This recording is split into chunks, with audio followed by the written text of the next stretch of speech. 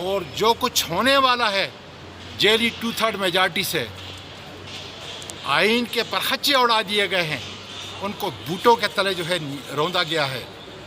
مجھے خان صاحب کی طرف سے ہدایت ہے کہ میں نرم زبان استعمال کروں، اس لیے 8 ماہ پہلے کی زبان میں استعمال نہیں کر رہا، لیکن خدا را جو فیصلہ ساز ہیں وہ سوچیں کہ یہ ان کا ملک ہے، ان کی عزت، ان کی توقیر اس ملک سے وابستہ ہے، اور جس ملک کے اندر عدالت کا نظام کمپرومائز ہو جائے وہ ملک نہیں چل سکتا۔ سوادی صاحب یہ بتائیں، جس صحافی کا آپ نے نام لیا کہ وہ جان باز تھے، وہ کھڑے تھے، تو آپ ہی کی حکومت میں ان کو اغوا کیا گیا تھا، اس پر تشدد ہوا تھا، وہ کیس ابھی بھی پڑا ہے، تب بھی کچھ نہیں ہوا تھا، آج آپ لوگوں کو وہ بڑے اچھے لگ رہے، کہیں پی ٹی آئی کا بیانیہ حکومت میں یا اسٹیبلشمنٹ کے ساتھ ڈیل کے بعد چینج تو نہیں ہو جائے گا؟ آٹے میں نمک کے برابر ہے جو کچھ اس وقت صحافیوں کے ساتھ ہوا تھا، بالکل ہوا تھا۔